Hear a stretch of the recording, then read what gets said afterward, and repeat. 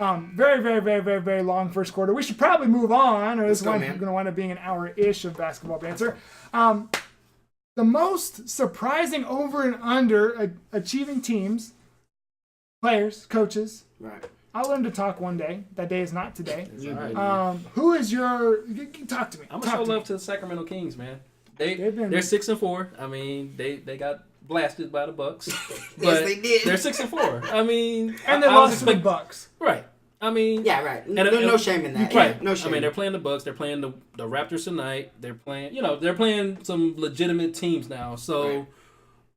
They're surprising to me because I'm like, I did not expect them. I expect them to be like 1-9. I have to admit, I have not watched a single Kings game. Dude. Right. Because usually I just did. But I've seen the box scores, and they are putting up points. They are. So De'Aaron Fox, Buddy Hyde, Hield. At Oklahoma.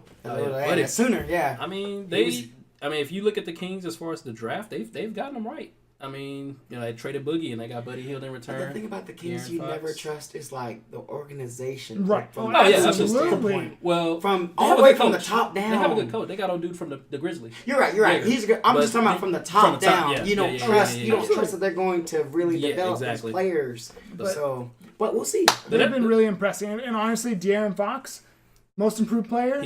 There's a bunch of players out there that are playing like it. He's absolutely one of them. Yep. Here's my thing though. I don't want to see these Sacramento Kings do well. I need to see the Sacramento Kings finish last so that they have the number 1 pick. Actually, I need them to be in the 2 to 5. I got you. I need them to be in the 2 to 5 because if they have the number 1 pick, then it goes to Philadelphia. But if they have the 2 to 5 pick, then it goes to us. Oh. And based on what we've seen at Duke in the first game, get me in that 2 to 5. I'm trying to pick up one of them Duke boys. Duke. I don't blame you. They got some players, man. Okay. But anyways, Lamar, who's a surprising team for you? I gotta say this: the Denver Nuggets, y'all, have been for real. I already knew they were for real, but they legit have. I'm talking about in comparison. I'm talking about New Orleans Saints in football, like playing in the dome. When they play in Denver, they have that altitude going, and they get up and down the court so fast that when it gets to the third and fourth quarter, teams are tired. I've watched the games where I'm going, they're exhausted. They have literally run them in the ground, and it just happened to the Celtics. And they. Y'all, this is a problem. This is a problem for the league. Like, who's going to stop them when they're at home? Like, this is a tough... Yeah. But they have a good team, too. I'm just talking about... Warriors. Notice I said when they're at home. I'm just saying... obviously, I'm going to pick Golden State in the 7-game series. I'm saying for one night, though, they're tough to beat. And again, people are sleeping on the Nuggets, y'all. They got some players that can get up and down the court. I think at this point, 9-1... just beat the Celtics. Jamal Murray. I don't think anybody's overlooking the Nuggets anymore. I think that's past. I'm telling you, I still think people are because Jamal Murray is not a household name yet, but the kid can score. But when you almost put up 50, I think I think people are done. In today's day and age, I mean, does it take 50? I don't know. I mean, I'm just saying with the no defense, Well, but still, 50 is a lot of points. Yeah, it is. 48. Yeah, 48. Yeah. Like if you went for 30, 32, then that might be like a great game. Right. But you'll go back to your 18 next time. 48, 50. Yeah, he has to get 50 to get to that next level. But when you get 48, I think that's a pretty big deal. Were you saying something? No, I was saying Okay, I didn't think so. Oh so man. Hey, and Nikola Jokic. I know how to say his last name. Oh, he's deadly. He's deadly in the pick and roll. He is deadly in the pick and roll. It's weird that their entire offense runs through them. This day and age, not through him. Like I'm telling you, he benefits because he rocks you to sleep. Like when they're on the fast break, he will pull up the trail. He's got a 3. The pick and roll, he will pop out real quick, and you'll be like, "Oh man, I didn't even see him." He will put up points quickly. What I've seen, almost, he's dirt light. Yeah, what I've seen is almost every play he touches the ball. That's what I mean when I say off. I see what you're saying. I got you. It's like when you go down the floor on my team, Kyrie has to touch the ball. When you go down the floor, LeBron either needs to touch the ball or he better touch the ball. He better have told you what to do. Right. You know what I'm saying? He better touch the ball, yeah. Jokic is doing that exact same thing this year, which surprised me. When we talked about the NBA ranked top 50, and he was number 12, and we were clowning. Yeah. Right. He was one of the ones that we were like, what? I'm just telling you from watching the games. I'm telling you the young guards that push the tempo, they run that team. And also they got Paul Millsap too. Yeah, because Millsap was hurt a lot of the last year.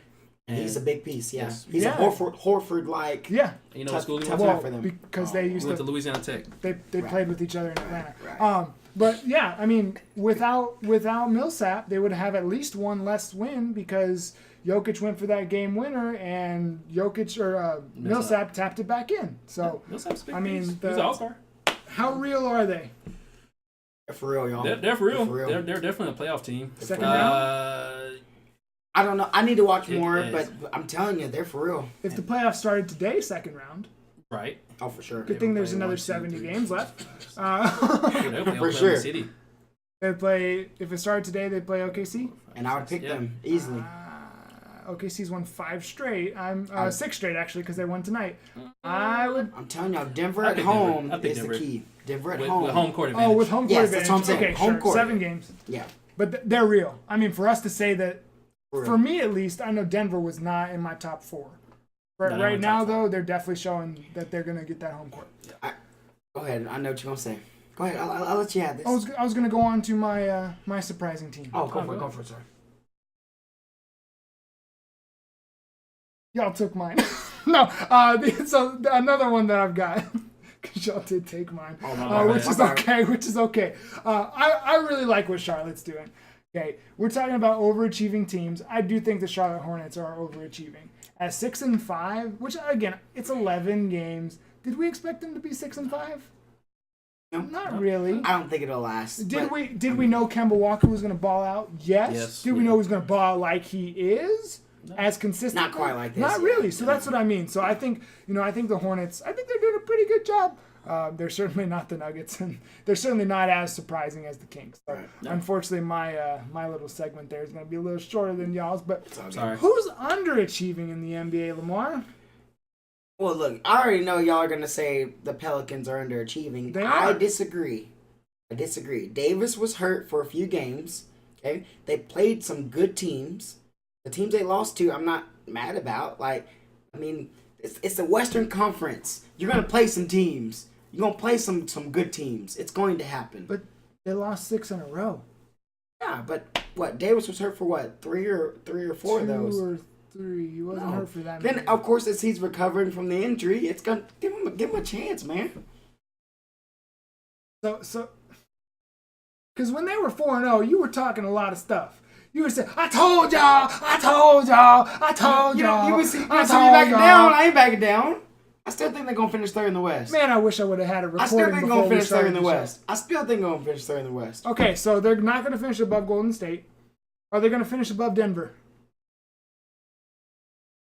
I gotta think Denver will start to slow down only because their away games, I think, are going to start to eat at them. It's the hope, right? It's the hope. That's the most wishful thinking thing. I don't think Portland's going to be able to keep this up. I don't think Portland's going to keep this up. I just like how you went on to another one. So we have one for sure. We have one maybe. I'm going to keep track of this. Are they going to finish above San Antonio? No. Oh, yes. I'm sorry. Yes. I'm sorry. I was talking about San Antonio. I'm not going to ask about the Clippers or Sacramento. Are they going to finish above Oklahoma City? Yes. Memphis? Yes. The Rockets? No. 2-1. Okay. The Lakers? Yes. Minnesota? Yes. Okay. So based on what you told me, they should either finish 3 or 4. Based on how Denver does. That is my. I gotta admit, Denver's putting some fear in me. What do you think about the Pelicans? Well, they lost 6 in a row, but I feel like they can still sneak into the playoffs. They're not going to finish 3 seed. Well, you know what's funny about what you just said? Neither of us had them in the playoffs. Yeah, I agree, and I said last week that I'm like, okay, I can buy into the Pelicans. I can see them making the playoffs, but at the same time, the Western Conference is so loaded. Right. I think they're going to be in the mix. Right. So it wouldn't surprise me if they did make the playoffs, but it wouldn't surprise me if they didn't. The first 4 games, Mirotic was playing. He was lights out at a fantastic level. Right. Drew Holiday was playing at a great level. Anthony Davis seems to have bounced back, breaking the fourth wall a little bit. He's having a pretty good game tonight. Looks like they're going to break their losing streak, which is good for them. But do I think they're a playoff team? Yes. Do I think they're top 4? They're going to have to show me a bit more. The key with New Orleans is outside shooting and timely stops. Yeah. I call them kills. So anytime they get 3 defensive stops in a row, they need kills. I think that's important for them to get that, momentum. I don't think they finish above Golden State, Denver. Honestly, the way San Antonio's been playing, I don't want to say Oklahoma City because that's Oklahoma City's a tricky team. Right, I'm not sure how that's going to go. I can't buy into Billy Donovan. They're a tricky team, yeah. Just can't. Houston has turned it around. I mean, at this point, we kind of just need to say Houston has turned it around. I think they will, yeah. And I don't know what's going on with Utah. But that at least puts New Orleans outside of the top 4 for me. So I personally think they're a little underachieving. Yeah. I know. Hey, I'm Lone Wolf. I already know. That's all good. Hey, that's Are there any other that you? Well, actually, you know what? There is one other that I could think about before we go on to the one that you're. Okay, I was like, I'm and that's warming up. That's the Utah Jazz. Oh, I got you. The Utah Jazz are 4-6. They've lost 4 games in a row as of when we're recording this. Are they playing tonight? They are, and they're gonna. They're leading right now. Oh Lord, okay. mercy! It's okay. Jeez, that back to back. There goes the reach for the water.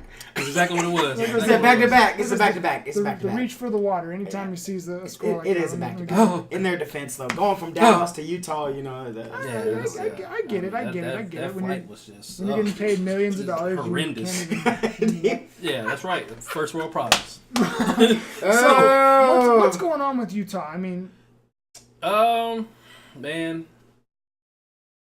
I mean, I know. Well, Donovan Mitchell was injured. Is he right? He's playing. He's supposed to play, but I mean, with an ankle, it's tricky. So plus, he's a big creator for them. I don't think people realize how much of a creator Rubio's nice, but having Mitchell being that threat.